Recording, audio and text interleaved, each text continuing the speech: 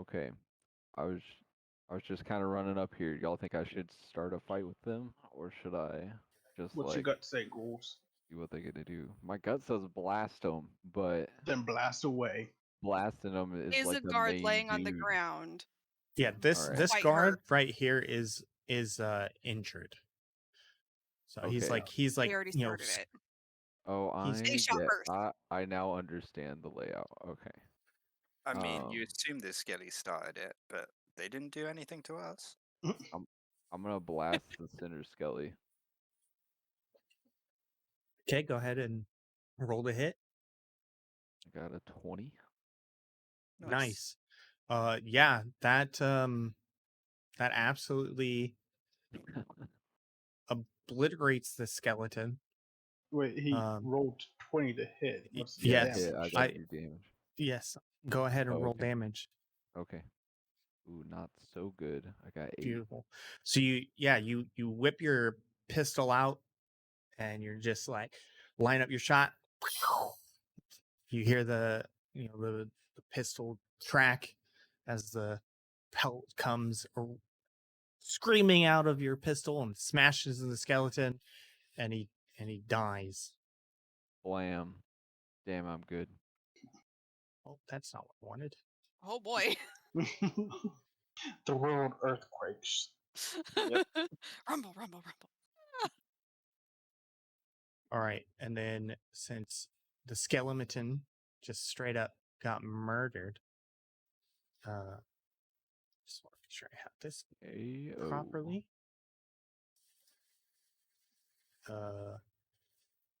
It's going to be Ratnob's turn.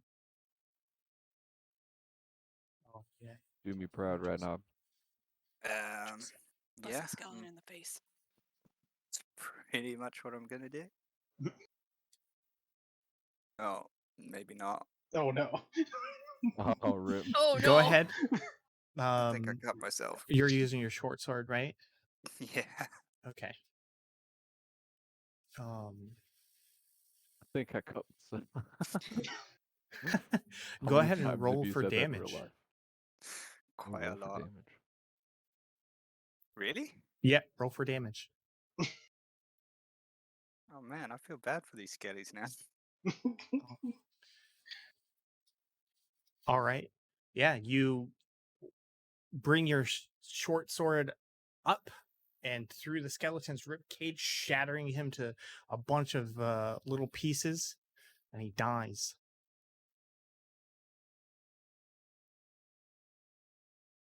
Damn. And as soon as you're doing that, this guy appears, as well as his friend here. And then it is Melissa's turn. Kelly's got more friends than I do, damn. My It's because you're turn. aggressive towards everyone you meet, ghouls. That's true.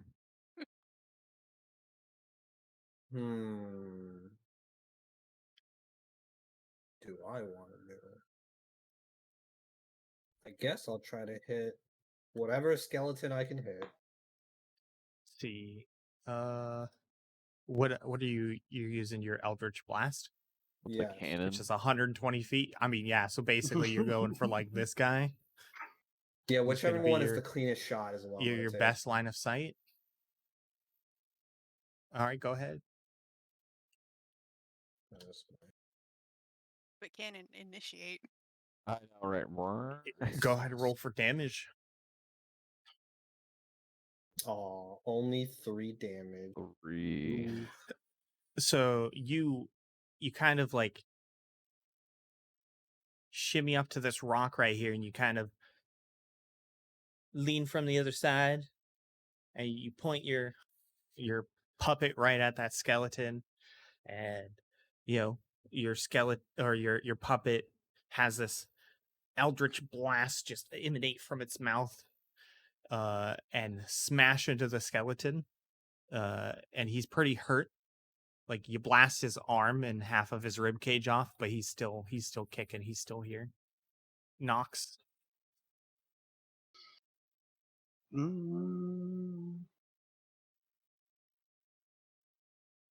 How tall is the rock right in front of me? You could shoot over it. All right. I will take out my bow and shoot directly down my sight path. Go for it. Roll for That's damage. terrible. That is even worse. You you pull out your your bow and you line your shot up just beautifully. You let loose your arrow and it smashes into the skeleton's skull, and it just crumples to the ground, dead. And then this skeleton has murdered this guy, Oh, jeez. sadly. Oh no. Yeah, That's save the wrong Marcus. thing. Can't save them all. And he immediately comes over and he starts attacking this wounded soldier. At that point, Marcus is going to step up to the plate, and he And vanish into thin air. yeah, he's he's just gonna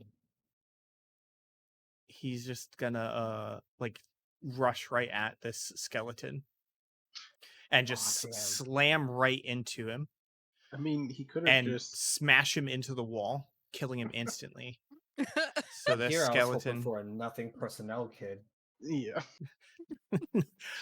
not quite. And Corin, it's your turn.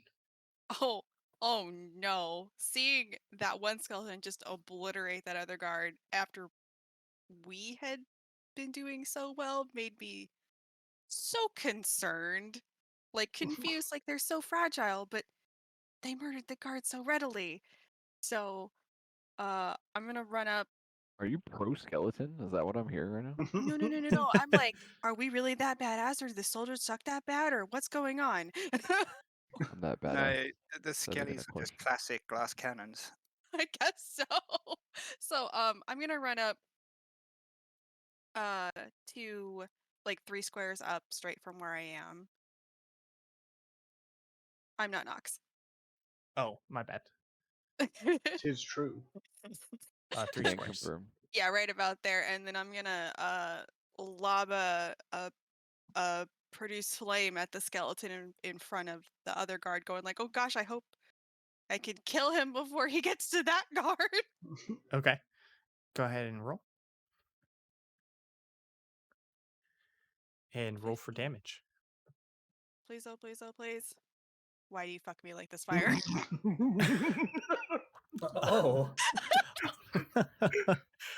So as you coalesce this energy that bursts into flame within your hand and you lob it at this skeleton, it smashes into its bones and catches the little filaments of cloth and flesh that happen to still remain on fire, and it burns and starts to char, and it just collapses. All right. You got him. What? Yeah, you have to understand these guys have been fighting before you showed up. Everyone clap. So some of them are already hurt. I'm convinced that I also have the power to obliterate skeletons in one shot now. All right, Oh, no. so It's going to go to her head. His so head. then this skeleton here is gonna move up to here, and right shit. as it comes forward, him and his friends show up, as They're well popping up out of the as snow like daisies.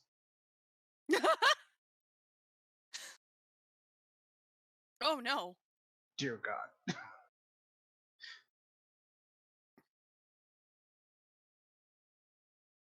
Is that a wolf skeleton? I mean, it looked like a rat skeleton to me. Oh. How to sneak past? I mean, either Corin. or.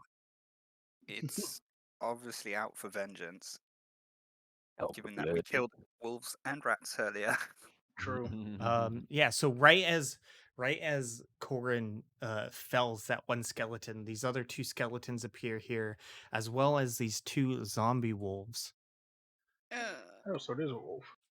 Sorry, I just need to double check something. Yeah, okay. So right as these two appear, you guys, notice that the sky is getting much, much brighter, and it's still very, very red. And this meteorite is now like more overhead than it was before. And at this point, you can tell that it is absolutely massive asteroid. And Do we see it a is face on moving. it yet? Oh my god. No face. But it is like you can see like it's huge, but it is moving quickly, but it is still like just due to the size of this asteroid, Oh, hold on. it's still overhead. Melissa, roll a perception check, please. And Knox, you as well. Thank you. Yeah, so this asteroid is passing overhead. You can tell it's moving very quickly, but it is very, very large. It's freaking huge. At this point in time, Goals, it is your turn. I am going to see.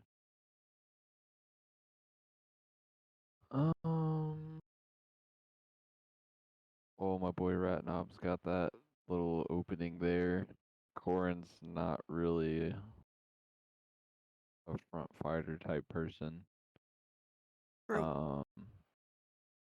Knox, I guess he can handle the one off to the left. I'll reinforce these soldiers out front. Okay. So you're looking to move over here? Yeah, like right there, or even in Alright. front more. You were here, right? Right. Yeah, so you could move to like here. Yeah, yeah. All right. Now I want to fuck up that skeleton with my glaive. Okay. So yeah, after you fired your shot off earlier, you reholstered your pistol, and now you are Gonna take using a your arcing glaive. glaive swing to try to separate this skelly from his legs. Separate the skelly from his legs. Okay. Um, Gonna Darth Maul. I gotcha. Attack. Go Should I ahead and Okay. Tim, you cut out. Oh, Did you? sorry. Go ahead and roll. Okay, I was like, Yeah, sorry. I'm double checking something that I was noticing earlier. That's all. Okay, glaive hit for 15, or hit for 15, not damage. Yeah, go ahead and roll for damage. Damage is gonna be A whole whopping 11. 11. Okay. Cool. I was just reminding myself of a rule. That's all. Okay. So yeah, you totally sweep with your glaive, missing the Call me soldier the that's zombie there. killer here. Yeah, missing that soldier that's there. Taking out this skeleton's legs. It like almost like comically slips backwards as you smash its legs away out from under its feet, and the rest of it just crumbles to the ground. And it dies. It's dead. Ooh. Zombieland continues. Next customer, please. Get your tickets here, folks. Ratnob, your turn. I'm gonna loop around behind that building and Okay. come at that skelly on the right hand side. Okay. So you're gonna go to. You can come to like right here. If you're wanting to loop this way. If you're wanting to come this way, you can come to like right here. I'll go around the back of the building. Okay. So then this zombie wolf is going to move to here. Yeah. Yep. Okay. Melissa, it's your turn. Melissa's turn. Melissa. I guess I'll shoot the zombie dog. Okay, Gal cannon again. go ahead. I only shot a 10. Go ahead and roll for damage. A bigger blast this time. Nice. So To you warm up. yeah, so you see this zombie dog coming from between these two, or the zombie wolf come from between these two houses, and from your rocked position, you kind of like roll back with the rock to your back and point your puppet hand towards it, and you mumble your incantations, and a eldritch blast shoots from your hand, striking the dog, uh, singeing what little fur it has left, marring the side of its face, with flame and blackening the bone that's jutting from it, dealing 9 damage. Dang, Justin, you brutal. I mean, Melissa. Um, The zombie so dog continues to shamble. oh yeah, zombie dog's still kicking. Um, so this zombie dog's gonna roll up here and then start engaging Marcus. We're gonna do as it approaches Marcus, it leaps in the air,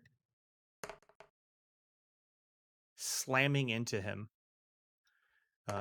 As he is slammed into by the zombie dog, he kind of reels backwards a little bit, planting his foot backwards to stop himself from tumbling over as this zombie dog is on him, kind of, snapping and nipping at his face.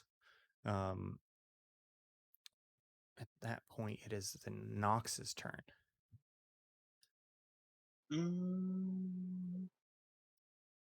I'll fire at the zombie dog that Melissa fired at. Okay. Go ahead. Go ahead, roll damage. Nice. Nice. Yeah, so you go ahead and see Melissa's Eldritch Blast slam into this thing and char it, and you line up a shot and you loose it shortly after, striking the wolf right in the shoulder with your 11 damage. It's pretty hurt. It's limping at this point, but he's still around. All right. Corin. Oh boy. Zombie dogs are upsetting. Are they? Yeah, It's just a little pupper. He just wants pets. I'm gonna just lob a fire at the one that Knox and Melissa shot, hoping to just take it down real quick. All right. One last combatant on the field, maybe. 16 to hit. Roll damage. Don't fuck me. Good job, dice. So you, as this these zombies and skeletons are all over the place, you're like, and you kind of like combat roll to here, and you lob a fireball over this rock, and it lands on top of this wolf, searing it as it's limping forward, trying to get to you guys, finishing it off. Where's that one? There we go. Boom, and he's dead. Get hecked, zombie dog.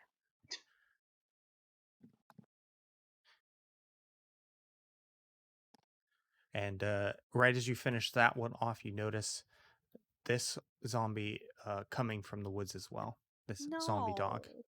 Zombie wolf, should I say. More puppers. Ghouls, it is now your turn. My turn? Yes. It sounded like you said wolves, and I was like, wait, what? Oh, yeah, there's a new friend. Okay. I gotta save our boy Marcus here, so we're gonna try to cut this one in half from top to bottom. All right. Swinging my old glavy around. Go I ahead and believe. roll. I believe for the hit. Oh, whoa. Kinda? Question mark. And then can I just do hit and damage, or do you want me to wait? Hold on. Go ahead and you're going after the zombie dog, right? Right. The one Okay. nearest Marcus. Yeah. Justin, who do ties go to? Ties? Oh, Oh, like like- if it meets the AC. If it Right. meets the AC, it's DM's call, technically. Okay. Yeah. Go ahead and roll for damage. Alrighty. Those were words. Oh, big damage roll. All right. No. You rolled a 1, right? Yeah, technically. So just because I'm still learning all the classes, as I'm sure you are as well, when you roll a 1 or 2 on a damage dice, when you're using a great fighting weapon, which is currently what you're using with your glaive, you can re-roll the die, but you must use the new roll, even if it's a 1 or a 2. Oh, yeah. Still a that chance. I did read about that. I forgot about that entirely. So go ahead and re-roll that damage, my friend. We're gonna do that. Oh, Yeah, I read that way today, and I was better. like, oh shit, I totally didn't even remember this. Yeah, so you bring your glaive up and over your head, and you bring it down, slamming and hewing off the back leg of this zombie wolf here. You hurt him pretty damn bad, but he's definitely still around. What I get for trying to be fancy. Rat knob. I'm gonna continue coming around the back of that house. She'll be coming around the mountain when she comes. Yep. Coming around the 5, mountain. 10. So you're Rat here. knob's like full sprint. So at this Nah. point, this zombie then moves up. You're. Oh yeah. Are you gonna attack with your pistol? Yeah. Okay, go Go for it. fast then. Can I get a sneak attack on that?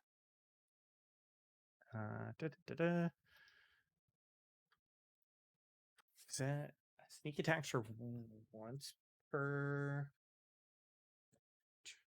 Hold on. I have to double check. No, just as long as the target is unaware of me. Oh, I was thinking of the rogue thingy. Because the sneak attack would be basically with advantage, right? Justin, do you know? Hold on, let me pull it up. I don't know how it works when it's not a rogue. Yeah, I'm not. I don't think non-rogues can technically sneak attack. The sneak attack is a rogue skill. Right, that he they is have. You don't Yeah. need advantage on the attack roll if another enemy of the target is within 5 feet. If it's incapacitated, yeah. And I'll just add a extra d6 to Yeah, it just does damages. extra damage if it hits. If I remember Okay. correctly, yeah. So If I yeah, as long remember- as he's Yep. looking at another target and doesn't see me come around the corner. Yeah, you would go ahead and have sneak attack on that. I would say it's not really paying attention to you so much since you were out of line of sight. Boom, boom. Surprise, So go ahead and roll Surprise! to hit.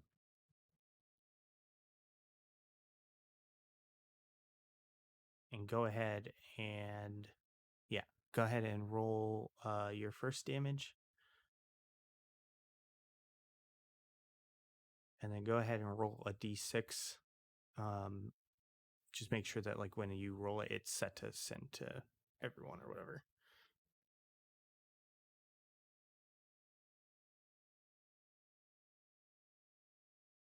Yeah, you absolutely shatter that skeleton into pieces as you pull the trigger on your pistol, and the bullet smashes into that skeleton. Not that one, and murders him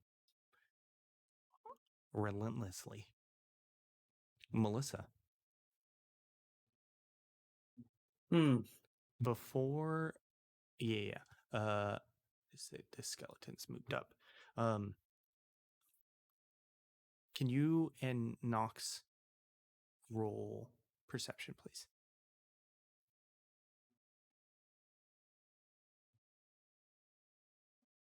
Okay. So Melissa, you're still paying attention to what's happening on the battlefield. You don't see anything.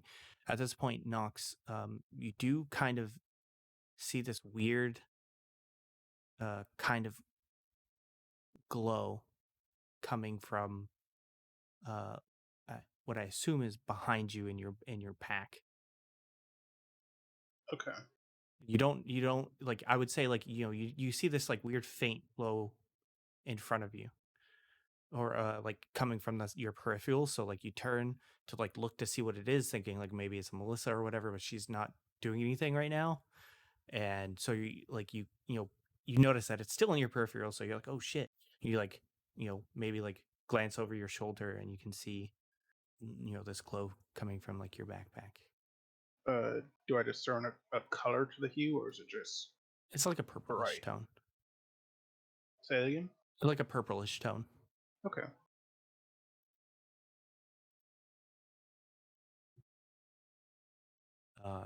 But yeah, now Melissa, it is your turn. How far away are all these things from me? If it's 5s, it's like 30 feet. And this one's like 40. Yeah.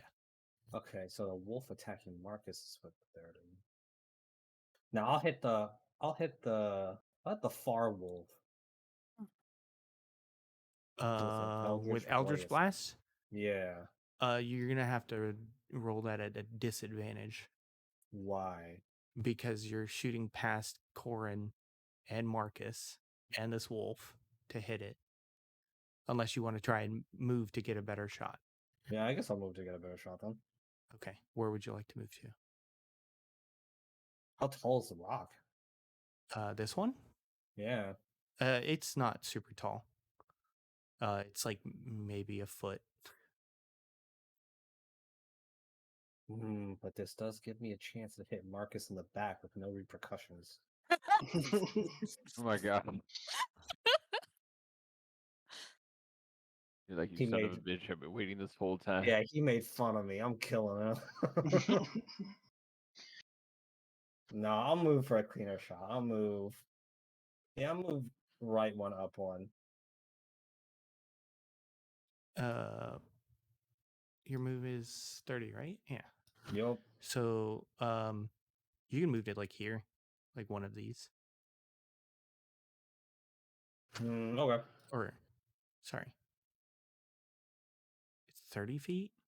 30 feet I can move really far. I can you move can move, up to yeah, if you I can want. move like Like up to like 6. here. You can move like But I don't here. need to though. Right. Wherever the So- cleanest shot is, I'll just go wherever that is. For that wolf. Yep. So you scramble over to here and then you climb into the back of this wagon. And that gives you the height advantage to be able to see this wolf's in line of sight. Okay. So go ahead and roll. Rain hell upon them. Yeah. Oh, 8. Damn. Yeah. It was Go on ahead and roll 16 damage. and it tilted over. But I'll do 7 damage. Okay. 7. Yeah. So after you scramble it really quickly up into the back of this wagon, you kind of like open your puppet's mouth and a little sphere appears in front of up above it, because you like open it with its mouth facing the sky. A little sphere appears and you kind of turn your hand back and you kind of just like almost like basketball shoot your Eldritch Blast into the air, and it arcs over and it smashes in the back of this wolf, causing its tissue and flesh that's remaining to start searing and burning and filling the battlefield with additional like disgusting smells of rotted burnt flesh. And Yeah, deal 7 damage to it.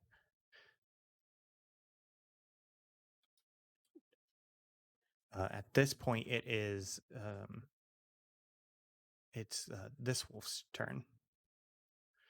And again, it's like locked on to Marcus here, and it lunges.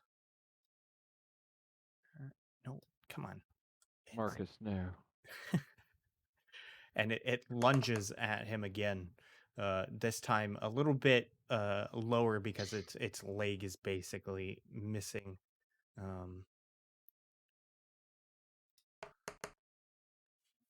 And as it does that, it like grabs onto like his kneecap and tears into his leg. This caused Marcus to yell out in pain, as he he didn't have time to change into his gear.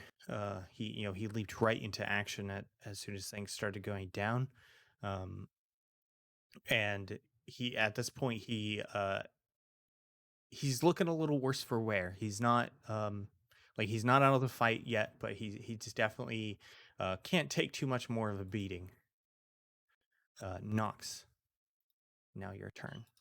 I'm going to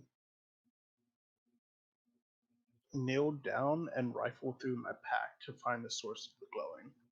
Okay. So as you take a moment to you pull your bag off of your back and you open it up and you are like you see this faint glow coming out of the back of your bag, you immediately know what it is, and you reach down, you grab and you pull out the gemstone, which now has a faint purple glow Okay. emanating from it.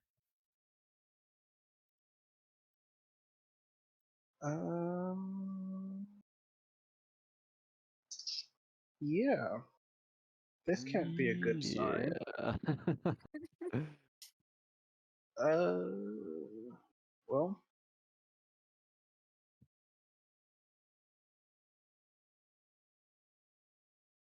is that an action or is that a bonus action? I'll count it as neither. Okay.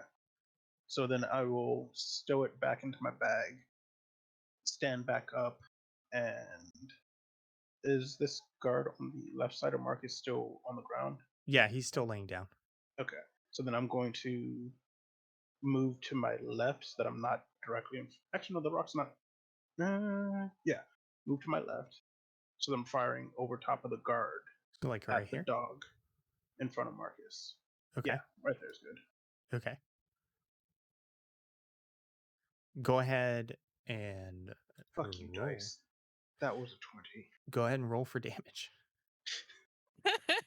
And then it tilted. And then it tilted.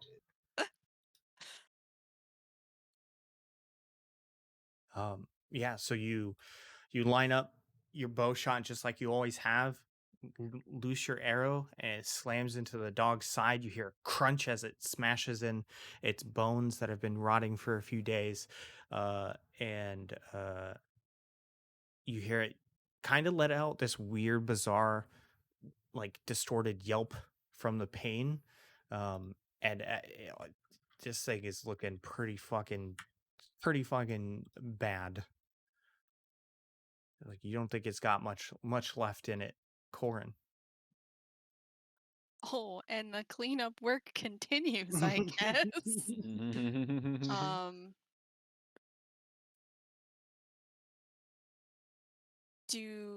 Does it look like I need to like step into a square like that's between like goals and Marcus to get to the dog? Can I stay where I am? Are you wanting to toss your fireball again? Yeah, I want to hurl another fire at him. If you're wanting to attack that, like you could, but you'd be attacking at disadvantage from where you are. You could try and like move over to this side of the rock, perhaps, because this guard is laying down, so you'd be throwing it over him, and you could hit them from there. I mean, I'll be moving before you, so I can always readjust. That's true. I'll step over towards the guard that's on the ground and hurl my fire at that dog, hoping to end it. Do it up. once and for all. Finish it. Roll damage. Finish him. Don't fuck me, dice. 6 is not bad. You once more coalesce your fire into your hand, and you just scream, ah! And you pitch that fireball right into the side of that wolf, right where the arrow stuck from Nox, and it just lights everything on fire, and it's searing and smoldering. And while you have struck a massive blow, that zombie wolf is still hanging on by a prayer. That magic pixel.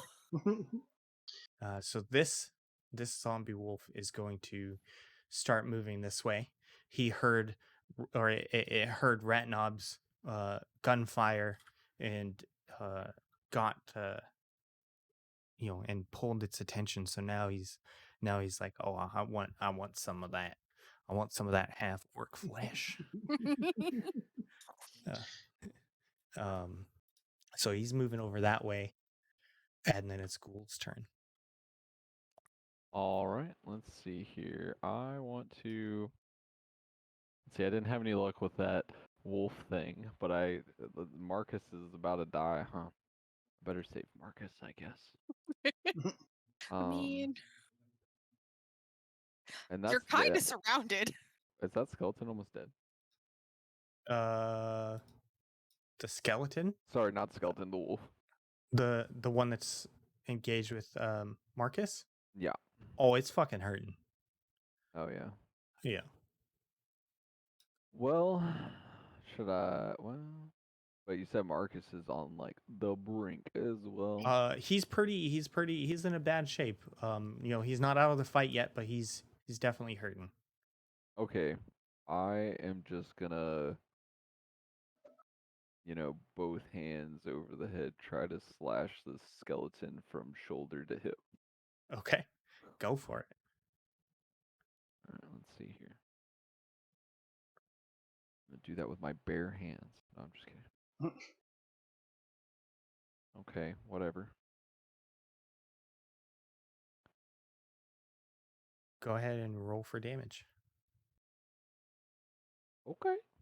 Yeah, you smash the skeleton as you're bringing your glaive down on it. It gets stuck in like the hip bone area of the skeleton, and just the force of your swing smashes the skeleton down into the ground, and it's dead. Boom. Next up. I'm going for the record. Now I'm What would you like to, blast or this not wolf. smack Ratnob? Wow. Sorry. Okay, For some reason, it's still Smeg on the encounter. yeah, I'm gonna move forward and attack that wolf in the back. All right, go ahead, swing. Go ahead, roll damage. And where is it?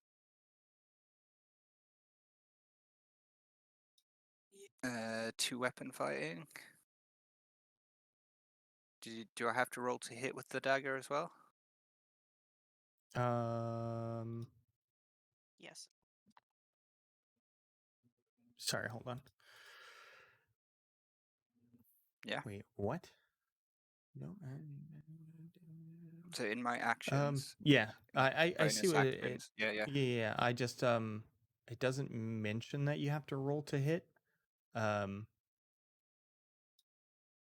So for now, until I take the time to look up and clarify, yeah, just go ahead and roll D4. roll the extra damage.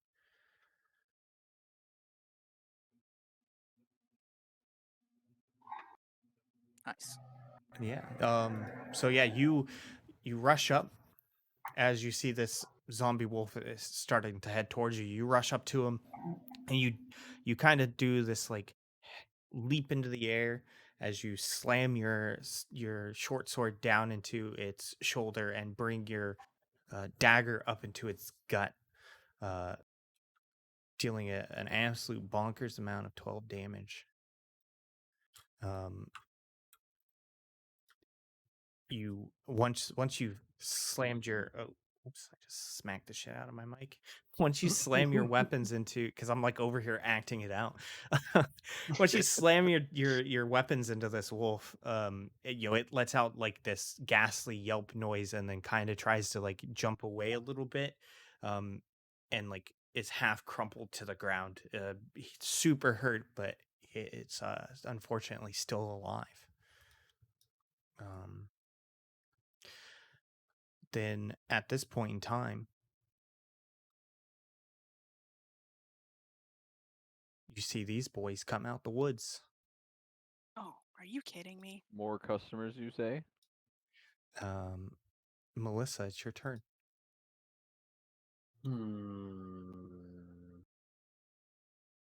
So all of them are within 30 feet except for the skeleton. Well, the other skeleton, not sure, but I don't know about the other skeleton. That's a little out of range. Yeah, this one's a little bit out of range, but like this one you could still hit, I'd say.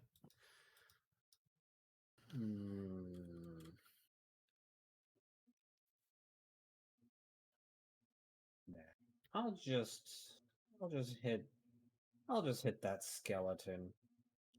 Okay. With an Eldritch Blast. Yeah. Oh, a 1. Boo. Boo. Go ahead, roll damage. Oh yes. Oh my god. Good skeletons I'm gonna suck. be so happy. Oh.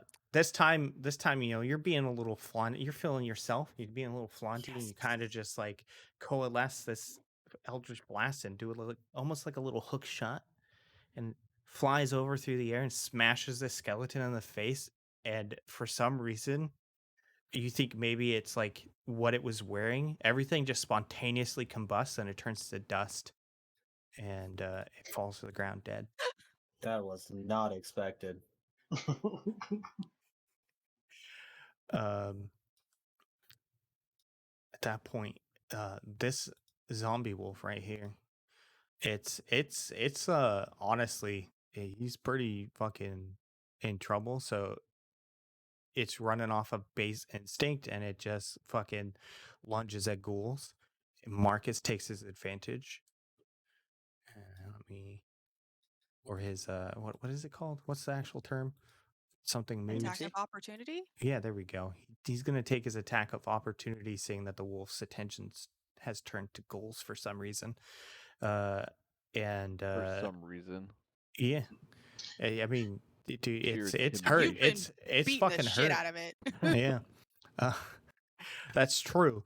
And Marcus takes his attack of opportunity.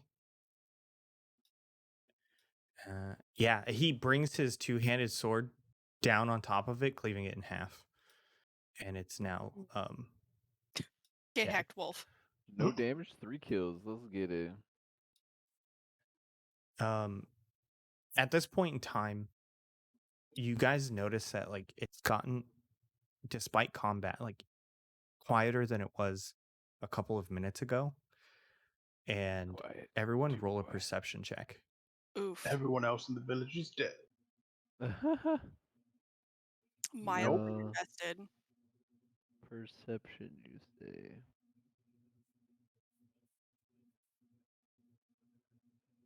Okay. Yeah. So, everyone but Nox, who, he's pretty proud of that arrow shot. So he's a little like, yeah. And then he sees this skeleton coming out of the woodworks over here. He's like, oh, okay. So he's paying attention to that. Everybody else, you notice that like the asteroid's no longer overhead, and it's now like almost moved completely beyond the village. And that loss of noise was like the roaring flame of it, like, burning in the atmosphere of the world. And so like now it's moved kind of beyond the beyond the village, and it's still in the air. You can still see it, but it's definitely, you can tell it's moving further away from you. And then right at that moment,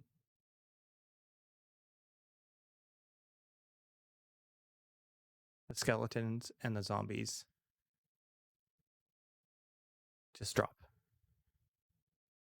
and they stop drop. moving. Oh, all right. Cowards. Is it, as a person who has never seen a meteor or a comet in person, is it weird that it moved that quickly past us?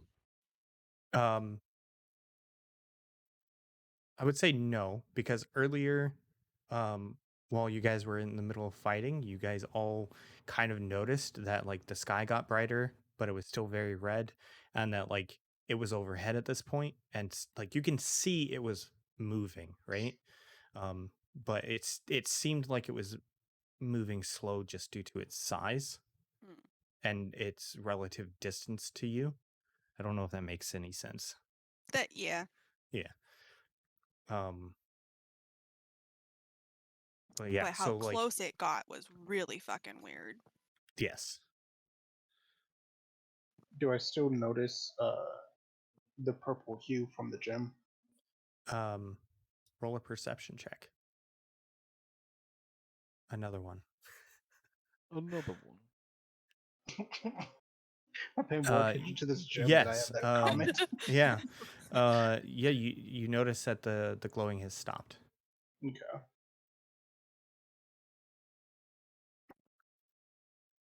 At this point in time, Marcus he's tending to this soldier, and he's definitely hurting, but he's caring more about what's going on with this dude, because this, he was obviously injured enough that he couldn't fight anymore. And he uh is crying. He's like, can any of you guys help me, please? It's all you, Corin. Oh man. I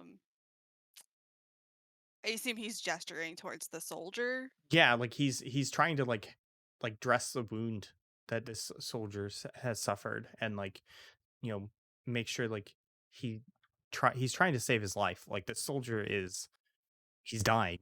Oh, okay. I will. Dying. Wah wah. I'll cast Cure Wounds on him.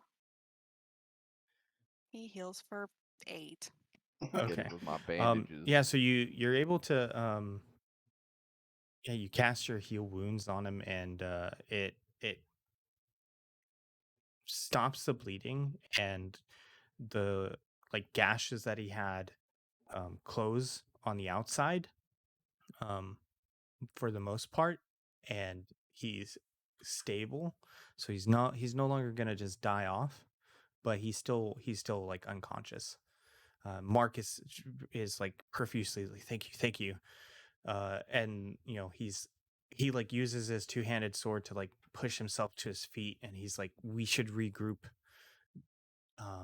back at the village center and make sure that everyone else is okay. Check in, I'll check in with the other patrols that I sent out to see if there were any other trouble around the village, or if this was it. Skeletons got everybody. So, and like he basically is like kind of like just kind of does a little like head nod thing towards like follow me or whatever, like come with me, as he like starts making his way back towards the center of the village, he's like using his sword as like almost like a improv walking stick. Wait, are we just gonna leave the soldier like unconscious on the ground? No. Well, I thought Marcus was trying to carry the soldier and himself. How does he carry the soldier himself and use this sword as a walking stick? Marcus did not. Talented man, all right. He didn't mention anything about like picking the soldier up or anything like that. He's at this point is like the soldier is, his mindset is the soldier's stable, and he needs to go like make sure everything else is okay. Okay, so we just leaving that dude behind. Cool. Well, before we leave, I want to go collect the teeth of my kills. Okay. Get some scaly teeth. Can I get Don't- advantage because they have no gums? Yeah, right. So for the skeletons, mess it up like you did with the just rat. Exactly. for the skeletons, just I would say like since they were bone holding into the teeth, that you could easily just take those out. Smash their skull. Oh, If you're trying to get any of the zombie teeth, I would say you would need to do a strength check for that one. I didn't kill any zombies though. Okay. So then, yeah, you collect however many teeth you desire Ooh. from your skeletons. I mean, some of those skeletons just kind of straight up exploded, so there's probably teeth just That is laying true. everywhere. That is true. you're welcome. I get 6. Nice. Some good, molars and sizers and stuff like that. And so but once Ratnog gathers up his teeth, you all kind of follow behind Marcus as you head back to the market area, the village center kind of stuff. And once you get there, you see Hillmantle is there talking with a number of militiamen, kind of directing them, giving them, directions, and they're coming and going and stuff like that. It's definitely a busy scene. Some of the villagers have started coming out of their houses. You hear her like, go back inside, and like, most of them are listening, but some of them are definitely like, I don't fucking go listen to you kind of mentality now that like, they seem to think that they're out of danger. So I assume we're just following Marcus until he Yeah. gets to where he needs to be to figure out what's going on. Yeah. Yeah, I mean, at this point he's gotten to the village center and stuff like that. He's going to approach Hillmantle to talk with her and find out, get the DL on everything that's been going on.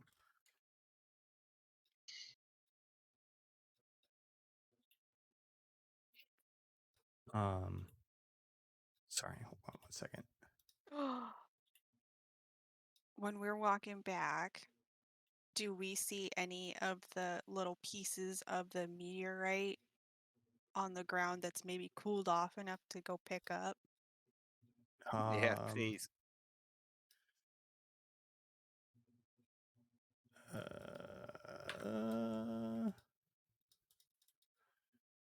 Sorry, that should be done that. So you're looking for like some of the chunks of meteorite? Yeah, because we were running to danger, like some meteorite chunks of, like falling on the ground. We were like, ooh, piece of candy. But it was too hot to touch. Okay. So now I'm like, oh, are they still here? Yeah. Let me see here.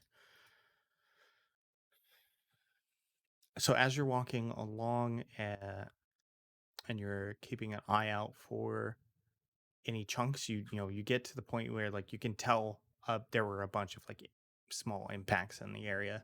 Who was wanting to look for that stuff? Sounds like Ratnob and Corn and Coro. Ratnob. Oh, Okay. I will. I as thought well. Nox wanted one too. No. I definitely want to go find a piece of meteor. Okay. It's not gonna be big enough to So make space sword, but I can If try. anything, that sounds like I could sell it for a shitload of money.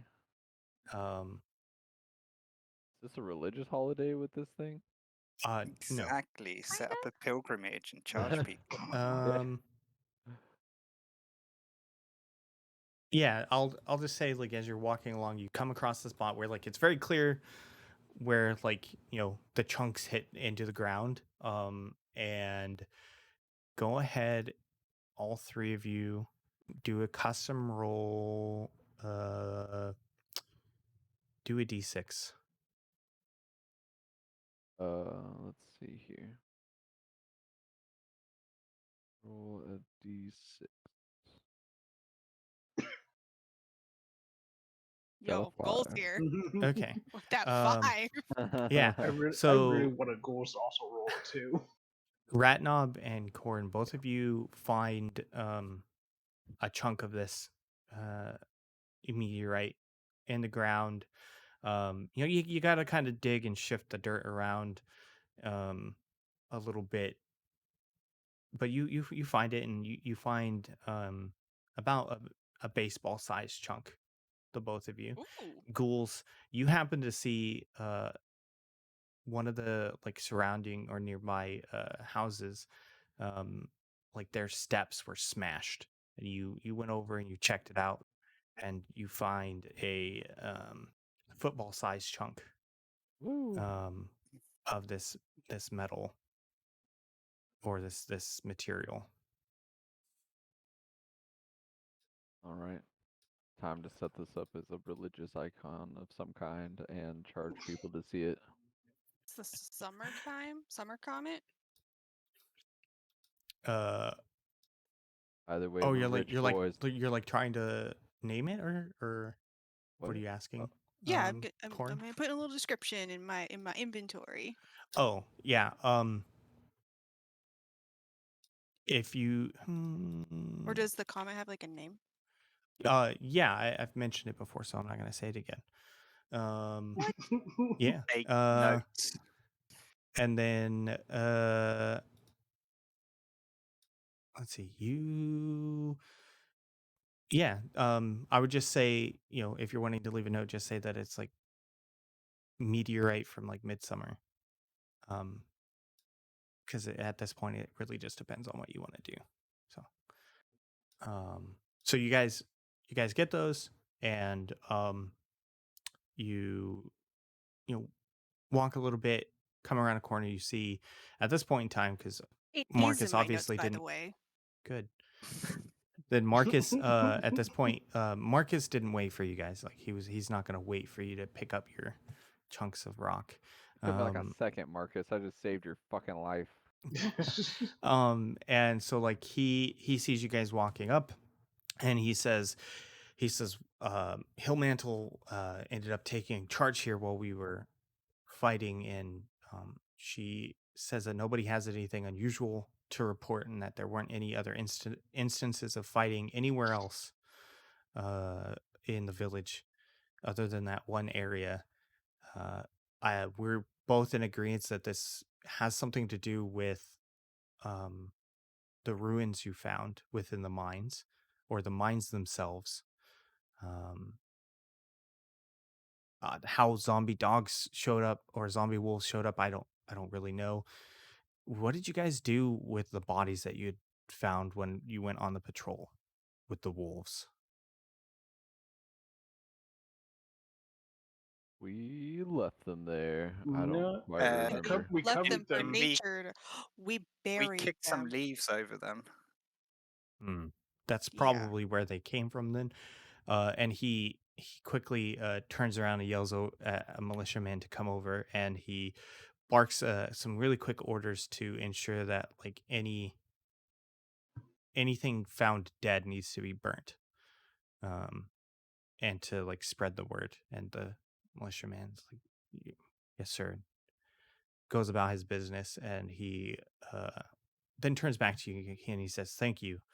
Without you here, I don't think we would have survived.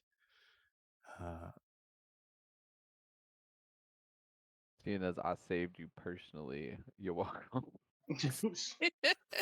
And he's he reaches out, and he like does like that friendly like clasp grab shoulder thing, and he says, thank you. He says, I'm still pretty hurt. I need rest, but we don't know what's happening yet with all of this. And right as he's going to speak, everybody roll. Where is it? Damn it! Everyone roll acrobatics check, please. Oh fuck! Something I'm okay at. No acrobatics for me. No You rolled acrobatics. athletics. Yeah, Oh. Knox, you roll athletics. I think that was the right. That's roll I better wanted, than right? I can do acrobatics. I'll take that one. Yeah, okay. So Dex versus strength. right as he's talking about this, you guys just hear this really weird, unusual rushing noise, and suddenly you feel this hot wind hitting Right your now, party. bodies, and then you just feel this immense wave of pressure. Corin, you and Nox, for some reason, like, you instinctively, like, you use your dragonborn claws to like grip the ground as hard as you can, and Nox, you you take like your short sword and you slam it into the ground. Ghouls, you're gripping onto your glaive. Also, you're slamming it into the ground. Both Melissa and Ratnob are like, see you guys do this and are a little bit caught off guard, and suddenly a shockwave hits you, and both Melissa and Ratnob, you are flown back like 15 feet. Marcus goes flying. Hillmantle is also on her ass. Chunks of buildings are flying past you. And then suddenly you hear this massive booming noise that's just deafening to your ears. And within a couple of seconds, it's over.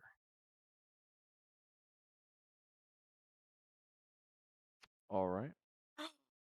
Oh, that was interesting. I'm gonna look at the sky. Can Look I at the still see the sky. meteor in the sky? You I do think not. we're going to be able to get bigger chunks of meteor. You do not. You don't see the asteroid in the sky anymore. And the sky is now normal colored. That's weird. That's not good. But what do Um, we do about it? Panic? I don't Panic. have the ability to move planets. Sorry. At this point, you hear Hillmantle screaming. She's freaking out. She's like, what was that? I don't. And she like scrambles to her feet, and suddenly she sees Marcus, who is like, he looks like a pretzel. She scrambles over to him and like lays him out flat. She's like checking his breathing, and she starts praying and has her hands over him, and she checks his breathing again, and at this point she's panicked. She's like, you can tell she's afraid. There's terror that's happening, and she's like yelling at Marcus to get up, and she's just looking around, and she sees Melissa and Ratnob. You guys are pretty dazed. You're pretty out of it after getting knocked on your ass like that by this shockwave that just hit the village. You guys look around and you see mass destruction everywhere. Like, chunks of houses are missing and gone. Trees in the area are basically laid over. All right. Definitely feeling the same panic being displayed by Hillmantle. Just wide-eyed, like, oh my god, what is happening? Yeah, Ratnob is regretting telling all the villagers to get in the houses.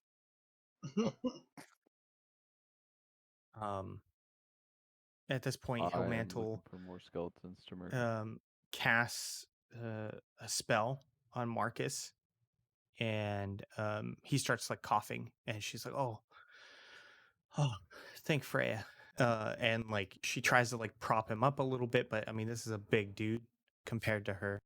and like tries to like get him to like do you know like talk to me, trying to like make sure he's what's the term,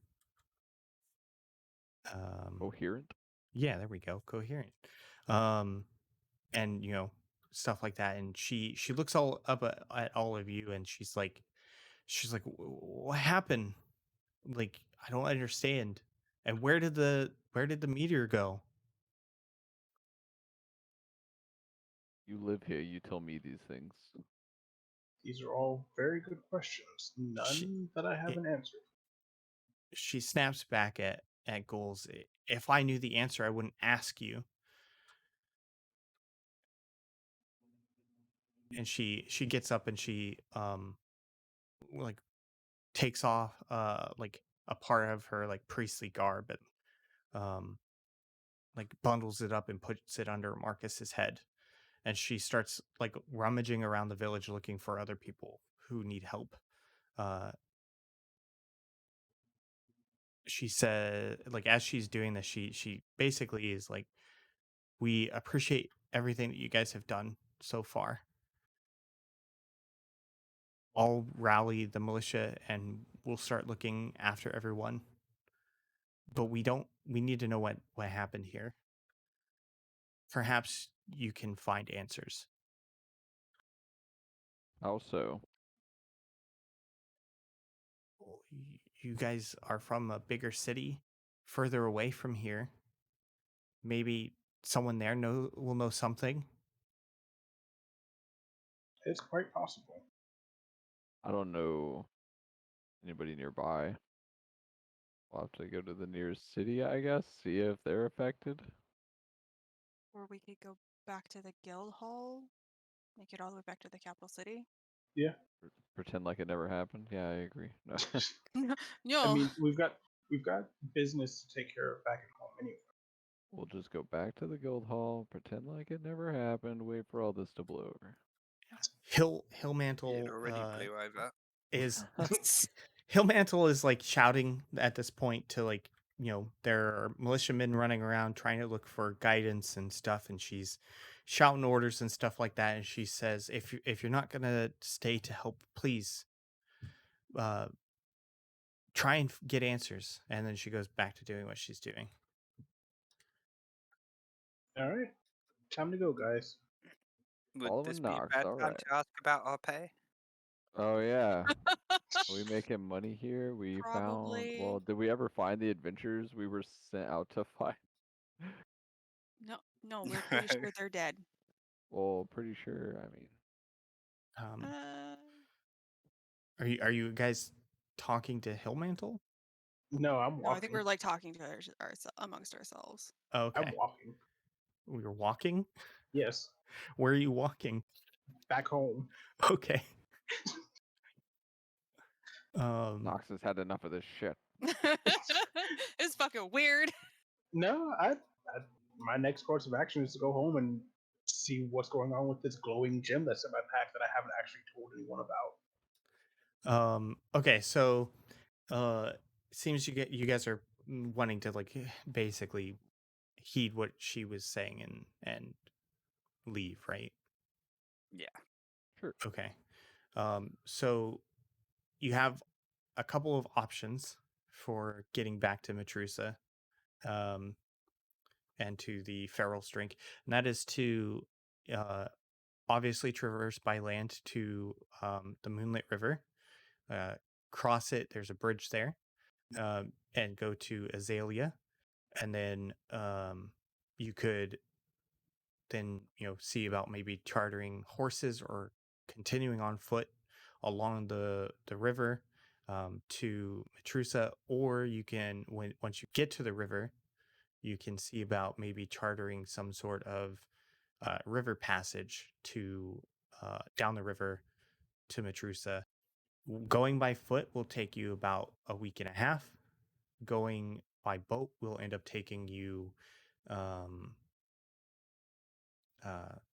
like 4 days. By foot, obviously, doesn't cost anything. taking a boat will cost. If you like maybe charter horses or a carriage or something like that in Azalea, you'll also end up needing to pay for that as well. I mean, this doesn't seem too urgent. We could just walk. Yeah. Not urgent. Uh-huh. I like to I would walk. no. I would vote river passage. I would also vote River Passage. Any of y'all Uh, ever played Oregon Trail? Guess um, I'll ford the river. okay. No, river travel is very normal in this world. It's fine. Yeah.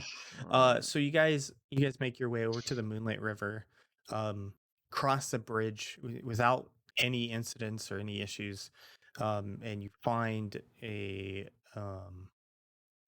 small port there with a number of like cargo type barge ships. There's some Ship's just my jam. yeah, people that or like like ships for ferrying people. Passenger ship. You guys book in order to book passage, it will cost you it's gonna be, what did I have? Hold on, I gotta double check. I know, sorry. It'll cost you 2 gold per person. Dang. I don't have any pirate hookups. No. Also, we definitely did not get paid. No. Y'all want to try the boat?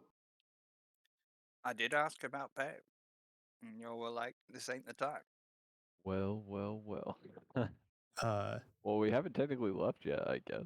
Right? We're oh just no, walking. you're we've there. already- You're in yeah. you're on the outskirts of Azalea right now. You're We're heading gonna have back to go Matrusa. back like forgot my car keys. I mean, I can spot you guys, but there'll be interest. I paid for mine. I already took it out of my inventory. Okay. I'll have to So take it out of 8 my gold pieces left. inventory. Can I charm my way into a free ticket? No. Damn it. But I'm a Is pirate. this- Come on. I can't be like, come on, pirate bro. No, this Gotta is help. like commercial like ferry Sailor to stuff. sailor. Come on, man. How guarded is this commercial ferry boat? I wouldn't say it's super guarded. But How- it's I not guess, it's also not spacious either. what's the interaction of paying? Am I giving coins to? Think like a bus. Like as a soon as bus. you go to board, you're paying money. Okay. Do I see where the money is going? Into someone's hand. Okay. I'm honestly trying to think of, because like just my character, I'm Yeah. trying to think of ways to not pay as much.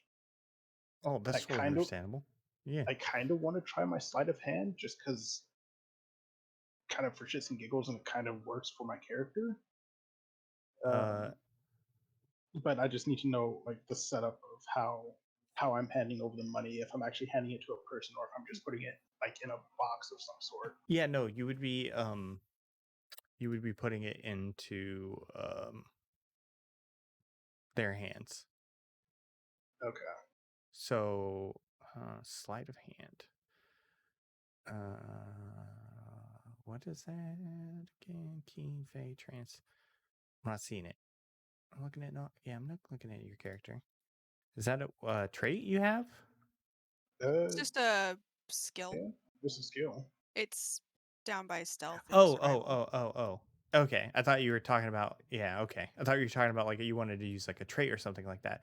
Oh, Yeah, so I mean like if you were wanting to try and like deceive the boat hand, and like drop 1 gold piece instead of 2 or something, that if you're really wanting to, you can Yeah. go for it. The man Um, doesn't get Calvin's money. I mean, Fuck. Knox's money. Yes, like as you're boarding the boat and you go to drop the coins into this person's hand, you you like grab and like shake their hand kind of as you're putting the money in, right? And like as you do this though, like like the person who in front of you just put their money down, like or like in their hands, and like you like really quickly like go to like put yours in the same hand, like with the same coins, right? Mm-hmm. And as you do this, the person's like, "Hey, get off of me!" and like shoves you. And they look down at their hand, thinking that like all the monies that was there is going to be gone, and in their hand is 3 gold pieces, and then like the fourth falls to the ship deck. Okay. So it fell out of your hand as they pushed you.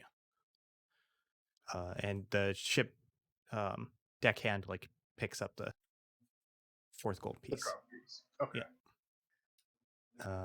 So I just checked and I don't see any money in my inventory. What? I don't know Did if you it's not have any starting funds or anything?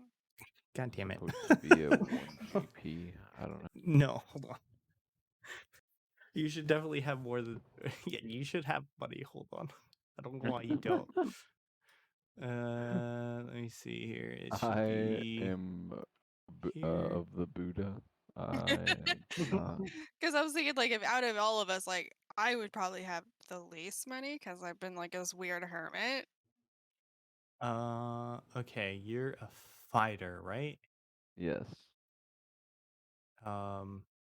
Really quickly, roll 5d4.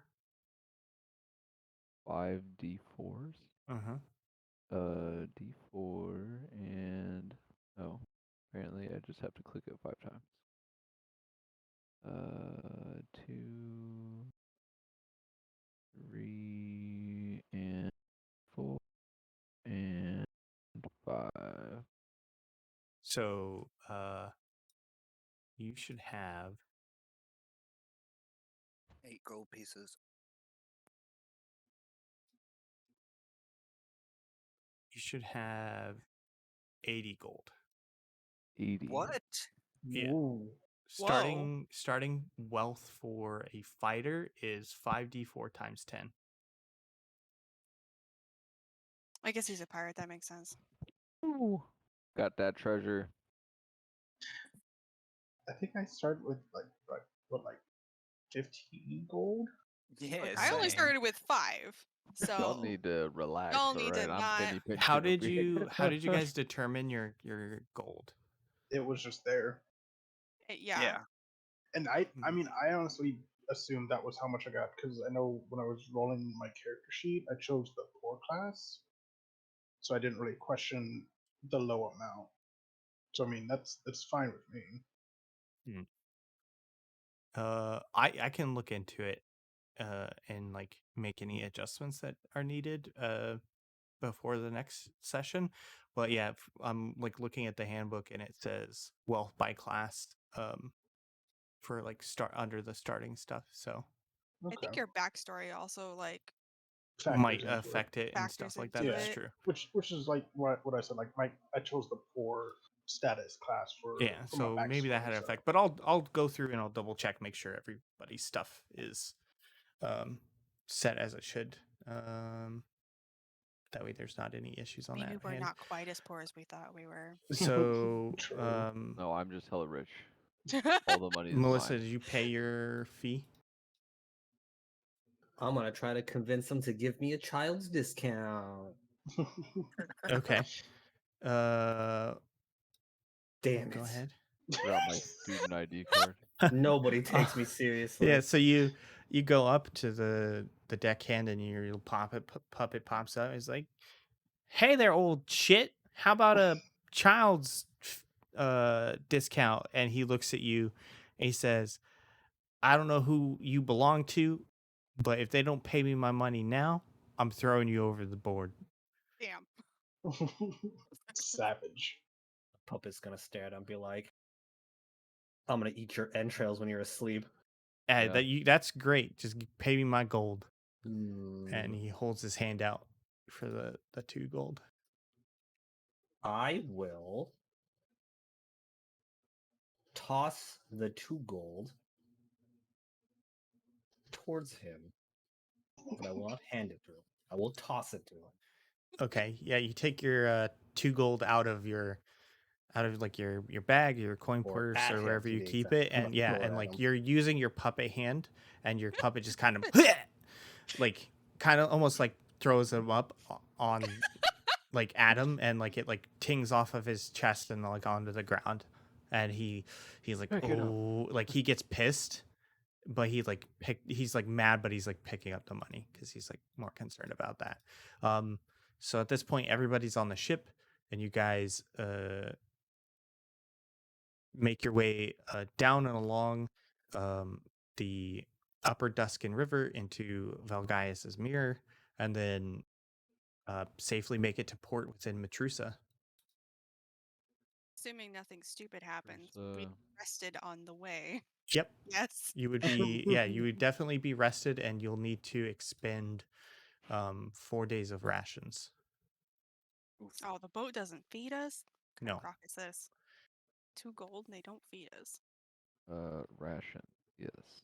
Let's see. Don't remove it, Keelan. There's a plus and minus button. It says rations 1 day. Yep. So each Quantity ration is 2. worth 1 day, or like it's a Yeah. day's worth of food. I guess I don't know how to adjust the number using this thing. If you just Have click you? on where it says rations, it should come up on a sidebar. The same sidebar that you see your the rolls come app. up in. Yeah. So you're on the app. Oh. Yeah. Yeah. Just go Oh. ahead and close it. I can adjust it for Word. My man. Thank you. I did the gold. I could do the gold. you. Now Wait, I'm why do you have? curious. I think. Oh, don't send me notifications. Okay. We we double gave, or like you double gave yourself rations along with Oh. me the other day. No money and all rations. All right. No, you've got money now. Okay. So yeah, you guys are now on the in the port of Matrusa. Nice. As you guys get off of the ship and you are on the docks, you look around, you actually notice that there are a lot of people, and not all of them are like sailors or merchants or anything like that. A lot of them look to be like your regular average person. A lot of them have like heavy bags and things like that, and this is a pretty thick crowd. As you look around, you see a lot of guards who are clad in armor that they're like jet black. Their pauldrons are kind of scalish, but the scale portions are more feather-like than actual like dragon scale. And this is something that you guys are familiar with. This is these are like the personal guards or military of the Raven Trade Alliance. Intermixed with these guards, you also see standard like normal armor. I don't know how else to describe it than that. Like, chainmail, regular plate armor type stuff. Guards walking around, and these are the guards like that belong to the city of Matrusa. In front of you, probably I'd say like 100 feet or so away, you can see this massive wall. Actually, probably, you know what? I'd probably say it's like 30 yards. It's a decent distance away, right? Between where you are at the docks, you see this giant gate and walls that are actually lead into the city from the port area. And all up along the wall, you can see the guards are up there, and they're doing their rounds and patrols, walking around, and the like. In the big city. So at this point, where and what would you like to do? Guess we could just head straight to the guild hall. Well, Okay. there's I don't know guild- anybody else here at this town, so there's the guild hall, so we can get paid. There's also we need to go. Well, I'm gonna go find PW. Oh yeah, we were supposed to meet him here. Yeah. Notes, He's names. upsetting. He's funny. I like him. I don't trust him. Well, I And- say we go to our guild hall. Get that money. And see if they Yeah. know what's happening. I mean, okay, so I guess like while we were on our travels, like, did we notice if the environments that we passed through looked drastically different? So this is a good question. So when you were at Azalea, you did notice that there was some damage to like the environment, but it was far lighter than what you had witnessed at Herwald. Uh, the biggest notice that you saw as you were traveling is like, you know, the number of ships that were moving down the river full of passengers was significant. Did we hear anyone talking about what they may have encountered? Yeah, I would say like you definitely heard gossip and stuff like that. Just general going ons about like what happened that day because the entire nation witnessed it. As far as like the comet coming down and the massive blast wave and stuff like that. I would say you didn't hear particular details on any instances of like weird shit such as what you guys experienced. You know that kind of thing is typically mixed in there. It's not uncommon for like a monster to attack or something like that in this world. So like you did hear, you know, things here and there, but like nothing that you're necessarily able to verify. Okay. Just rumors, eh? Yep. It's like, oh my gosh, did you see that? Like, it was crazy. And Yeah. What the Somebody fuck made the happened? decision to like move all these people, so somebody knows what's going on. or they're fleeing because they're worried. True. Can we like ask a guard? I mean that's wholly up to you. If you'd like to talk to a guard or something like that. Yeah, I'll talk to a guard. I'm gonna be like, what the same hell is going on here? Okay. Um. So while you guys are standing there after you get off of the boat, you're kind of the dock hands and stuff like that are like, come on, get a move on, clear the dock. And they're kind of like, you know, pushing everybody, not just yourselves, everybody that's on the dock that aren't like dock hands, they don't work there, like off of the dock, trying to urge them towards the city and stuff like that.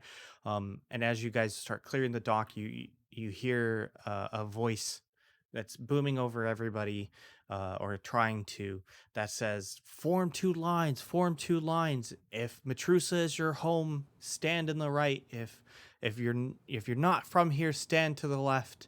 If you have business like merchants and such, form a line in the middle. And Sounds you like segregation to me. That's more when than you two look, lines. yeah, when you look, oh yeah, listen, shh. No, Cora's there going like, this asshole doesn't When- know how to do math. when yeah, as you guys hear this, like, you know, you see people trying to comply, but like there's a lot of people here, and you know you see the guards kind of trying to, like, you know, get people into some sort of orderly fashion or something like that, shoving them around a little bit. um uh, Goals, you decide to, like, you say fuck the lines, and you walk up to this guard who's yelling, and you ask him, you know, what's going on, right? You're trying to find out what's happening. um and he says, and he kind of like puts his hand up at you as you approach him, and he says, he's like, I said, you know, get in a line. If you live here, you're to the right. If you're merchant, form in the middle. Otherwise, move to the left. I'm a merchant. My business is questions, and I'll answer them. He's like, I don't have time for you. As you can see, we're very busy. Are we aware of any possible side entrances for the Adventurers Guild we belong to? Into the city, you would have to walk around the outside of the city to one of the other entrances. There's one to basically in every cardinal direction. Okay. How big of an expanse is walking around the city? It would take. I mean, this is a major city. So there's like thousands of people that live here. So it would probably take you. It would probably take you like 30 minutes to walk around to another entrance. I'm just gonna intimidate the guard. Get I'm me and my gonna friends through now. I'm going to survey the crowd, and I want to judge if it would be longer to stand in line versus walking around. Yeah. So as you, Rat Up, we'll get to that in a second. Yeah. So you look around and you not see. You see like people, people are forming the lines and stuff like that, and you see up at the front, you see like guards are talking to the line on the right. You see guards are talking to the line in the center, and you see guards are talking to the line on the left. And the line in the center is moving fairly quickly. The line on the right is also moving quickly, but slower than the center, and the left is hardly moving. And right was people who live in the city. Correct. As far as time goes, it would be far faster for you to stand in line. I'm just gonna skip the line. I get into the right line. Okay. Fast pass, please. So, Ranab, you want to intimidate him? Yeah. Okay, roll for I'm just intimidation. gonna go full Karen and get into that tree. No. Oh. Okay. How do you do it? I just start screaming at him about the fact that we have important business and then he needs to let us through right now. He's like, what business do you have? It's above your pay grade. Important business through gritted teeth. He says that he's the captain of the watch for the port gate, and there's nothing above my pay grade. He's like, there's nothing above my pay grade. Just tell me what you're here for.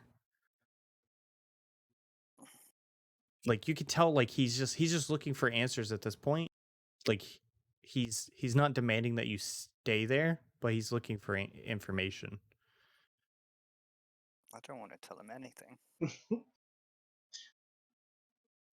Get him, Knox. You're our public relations. While like you're I having can't this get mine. shouting match I'm with gonna like just while you're having this shouting match that's going on and stuff like that, you notice or like he notices your Adventurers Guild tag like comes out of your like pops up out of your shirt, and he basically he grabs it and kind of like pulls you hit his hand closer. away. Grab my shit, mother.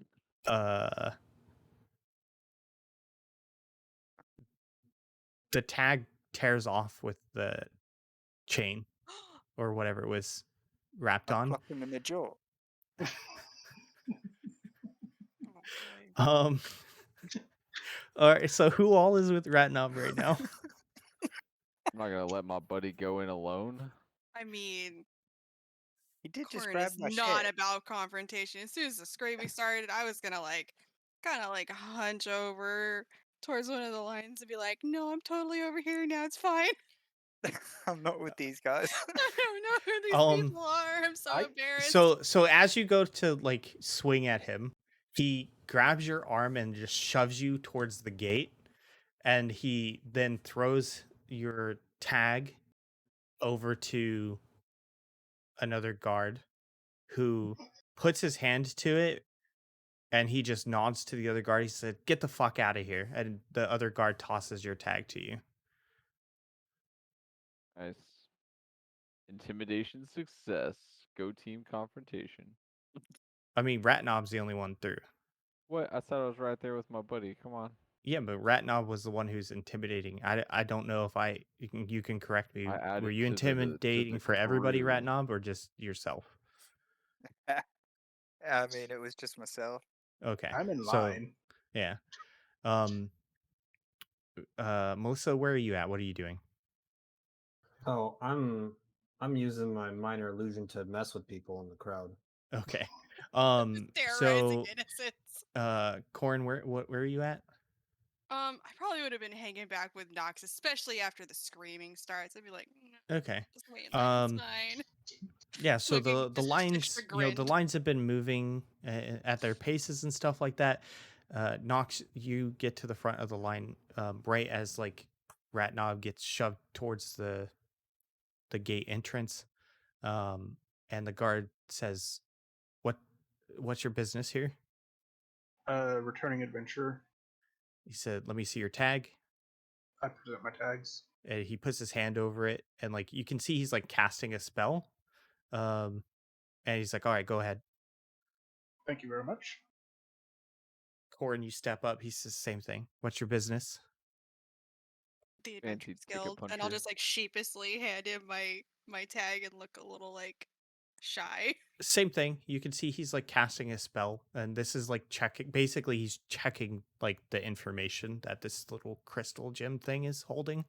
That is like the tag for your guild. And he's like, "All right, go ahead." So currently, Ratnob, Corin, and Nox are in the city. Melissa and Goals. Haven't I'm been still let in yet. terrorizing people. This is an outrage. Seeing the success that Ratnom had. You're gonna try and intimidate the guard as well. Yeah, you know it. All right. So as soon as you start approaching this guard, he's like, "I've fucking had it with you prima donnas," and he's like, "Get with your fucking friends before we throw your ass in jail." Didn't even get to intimidate roll. No. He's over it. I just want to like jerk my face at him, like make him flinch. He doesn't even move. All right. Well, I walk past. T-Post, Bell Skulls, dominance. Yeah. So all of you but Melissa are currently in the city. What would you like to do? Perfect. Melissa, Oh, come no. on. Wait, where is she? She's back in the crowd. Yeah, Oh, I'm back yeah. in the crowd. I'm using minor illusion to make, conflicting orders essentially. Oh Wait, my god. Cord, is this something you're asking to the group as Yeah. as oh Where is yeah, everybody else? well, I Or- turn to you. I look back outside. There she is. See the little person running away in fear? Look like 40 feet to the left. There.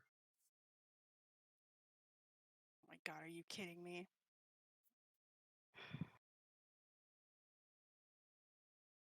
Debating leaving city. Is this stupid? Whatever. I'm gonna run out there, like grab Melissa and be like, come on, we got stuff to do. You can terrorize everybody else later. I As can't you believe I'm getting dragged away. as you exit the city and then come back, the watch captain stops you, and he says, "Hey, I said get in a line." But right as he's doing that, the other one of the other guards that was sitting there and like checked your tags was like, "They're fine. I checked them a second ago. I just watched them walk out." So now you all can proceed back into the city. Awfully convenient. Just gonna go Guy put is Melissa inside suspect. Cole's backpack again. Be like, come on, don't go running off without us.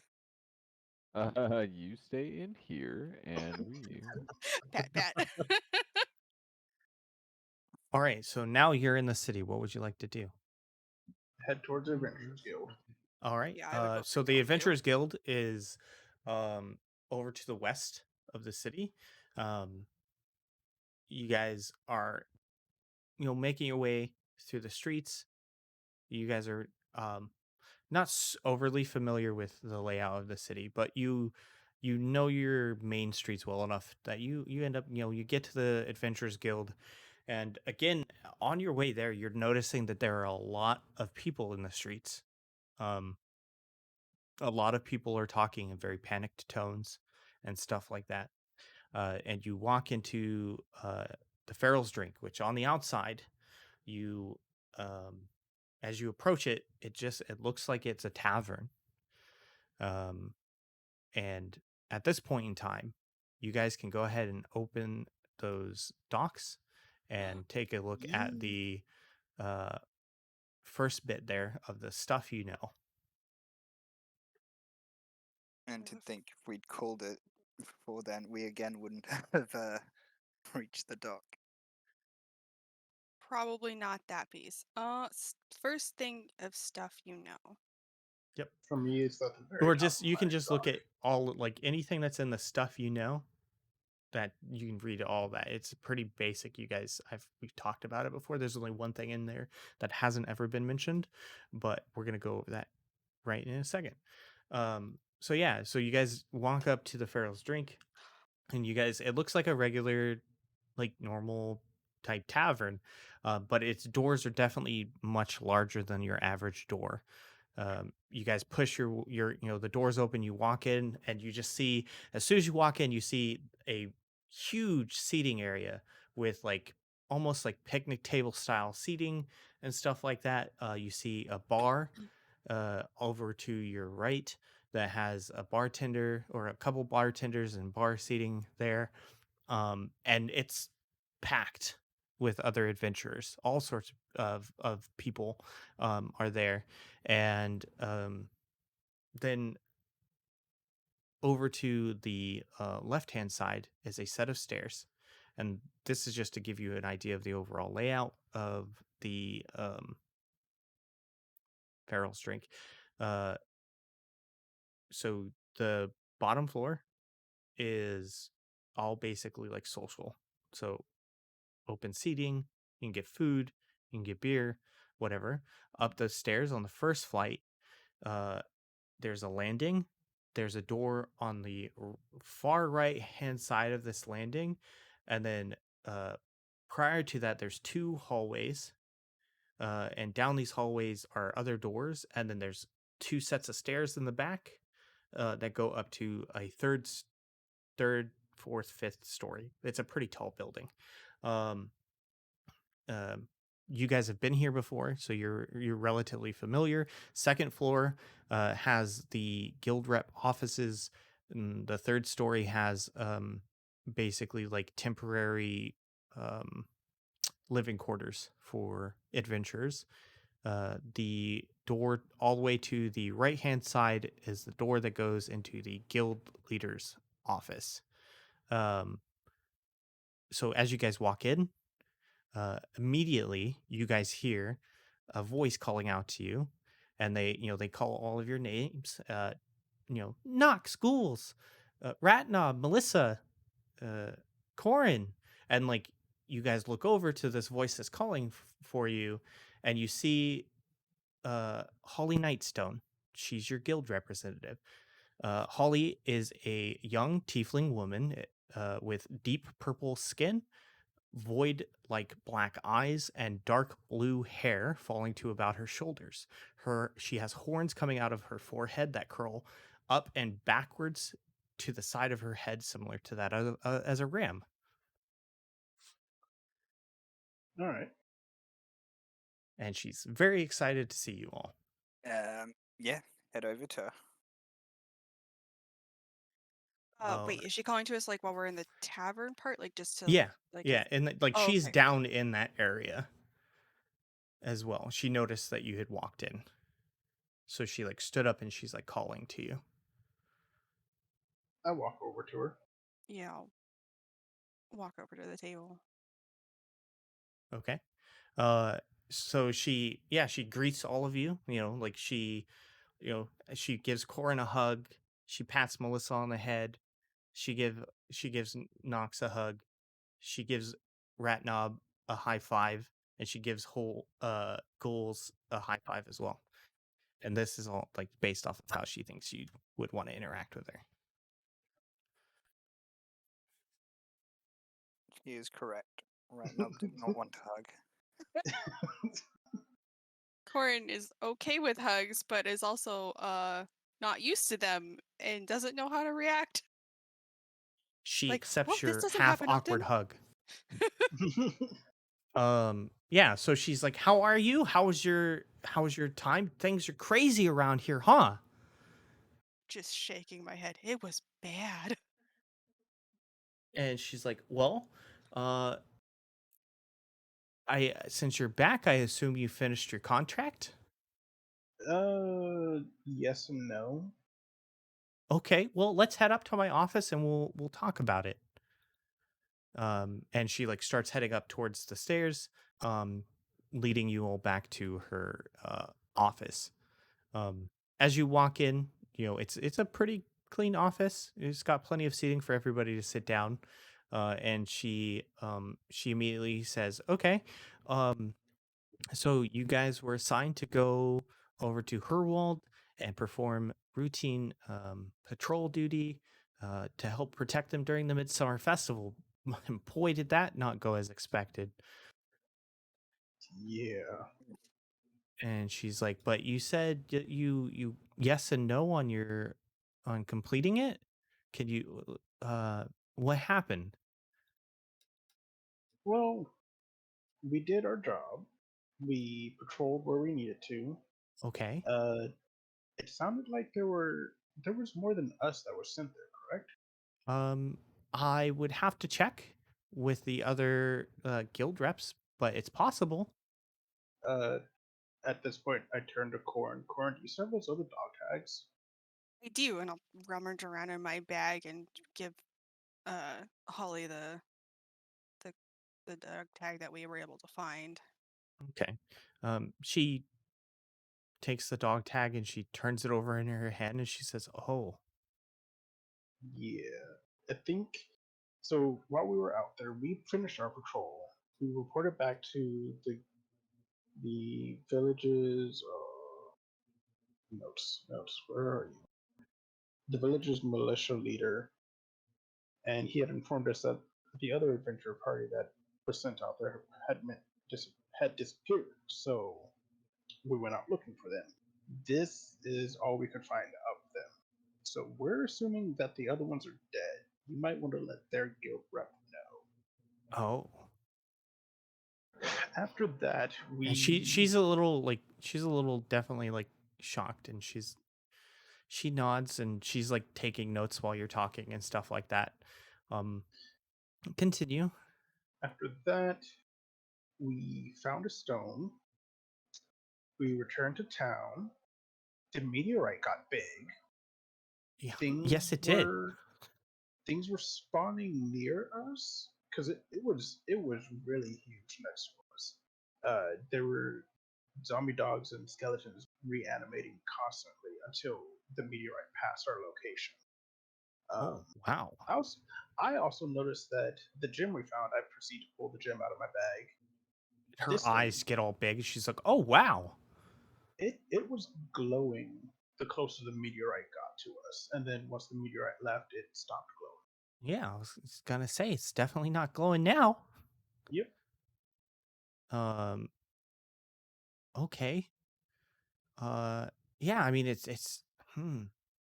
It sounds like you did your job and you fulfilled the contract. So we'll definitely get you paid. And she takes a key out of her pocket and goes over to a like drawer. She opens the drawer and then like reaches in and she pulls out like this kind of like a lockbox type situation. She um, whispers a couple of magic words, uh, and then turns the key and it pops open and she pulls out a bag of coins and she says, "Okay, let's see." And she pulls out some paperwork from her drawer, and she's like, okay, you had the contract in her world. There's 5 of you, and she's like scribbling things down, and she's taking notes, and she says, so you did your standard patrol. Some potentially fellow adventurers are they're missing, or do you know that they're dead? Presumed that we Undefined. couldn't find bodies. Okay. So for now, we're gonna say that they're MIA. She's like, okay. So we did receive the other day, like 2 days ago, that you were supposed to receive additional compensation because you were sent to go find the adventurers, and we thank you for that. She's scribbling things down and stuff like that, and she stacks up a bunch of gold coins. Son of a bitch, I had it right there. It is.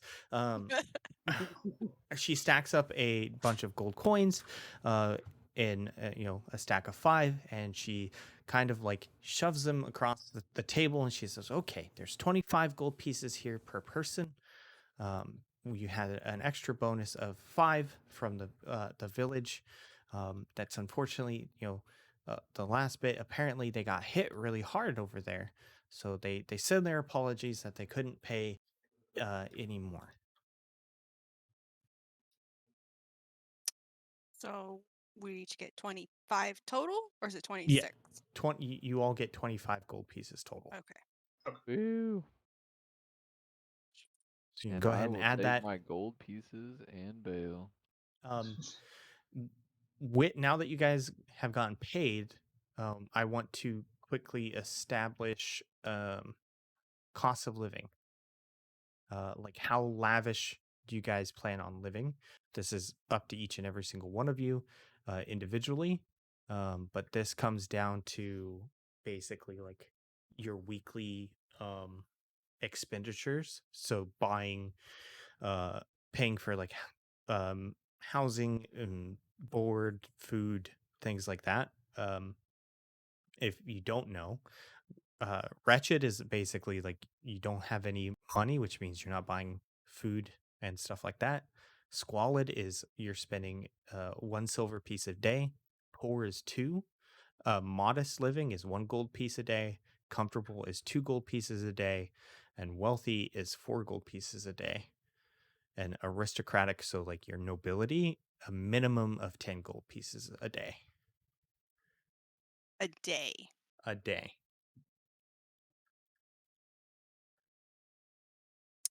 But you said that there's also rooms here at the Guild for Adventurers. Correct. How does that factor into it? It still costs. So Yeah, I you assume that's the board we're paying for. right. So you're still Oh. yeah, so the benefit of utilizing like let's say the board that's here versus elsewhere is like safety. You're not going to necessarily be attacked while you're staying here. Because it's literally a guild hall full of adventurers. You're also have like supplies that are here. It's something that we'll go over here in a second, as well as food and drink, like everything kind of in like a single spot. So like if you were to continue to board here, it would depend, like things like how much food you can access, things like that would vary. A lot of it's going to be dependent on like how you choose to spend it as well. So like your average upkeep and stuff like that. The board isn't just, say, let's say you wanted a comfortable living, right? That's not just the board. That's like food, things like that, right?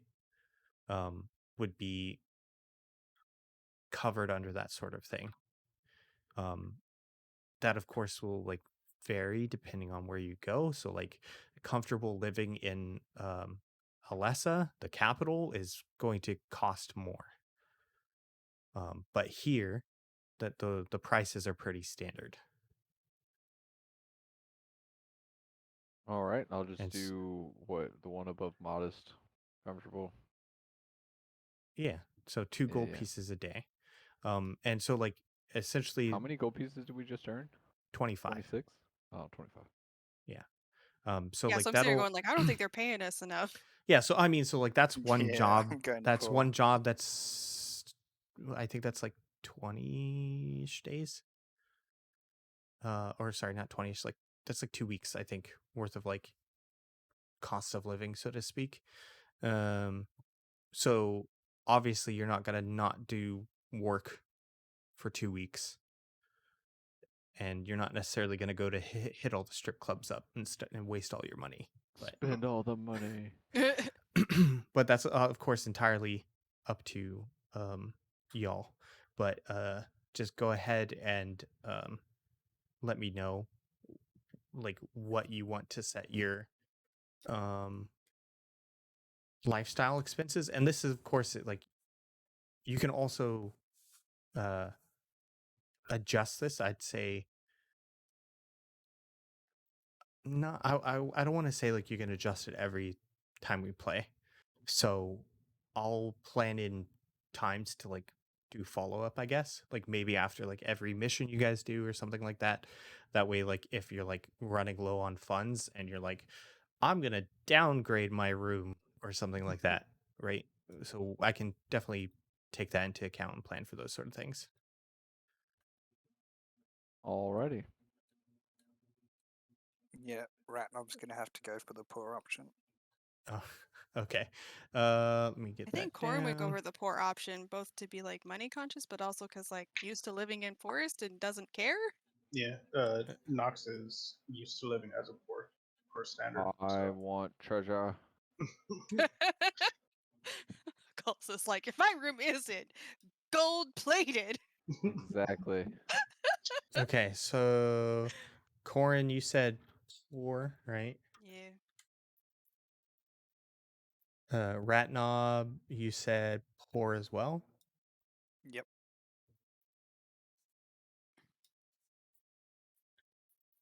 Nox, Comfortable until I get my Nox is aristocratic poor. money back. Poor Knox. goals, you said comfortable. Yeah. Money, And money, again, I'll make sure money. I go through everybody's money and make sure it was set properly. Just that way, like if you guys are supposed to have more money, then that's good. And Melissa, what's your cost of living? I'd probably do comfortable. I'm not really money conscious. I don't care for it, so I'll just spend it. Nice. Okay.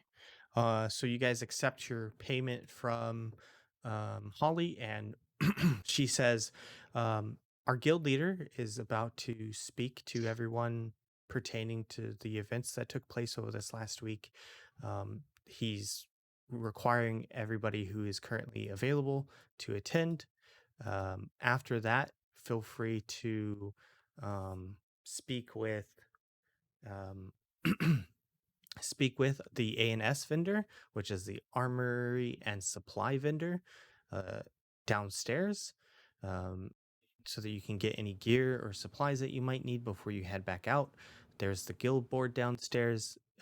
If you have any questions about it, any additional meetings, just come talk to me. I'll give you any details you need, just like last time. And then if there's anything else, just let me know. Okay. Do you know where PW Emporium is here in town? Oh yeah, Patty Wax. Yeah. Yeah, he's actually if you just head so if you leave the guild hall and you go to the north side of the city, and he's like halfway between us and the north side of the city. There's going to be a market up there, and I mean, you can't miss his building. Okay. If I miss it, I'm gonna be upset. Ghouls, you're Um, always upset. That's true. Was there anything Grumble, else? grumble. Not for me. Anyone else got anything?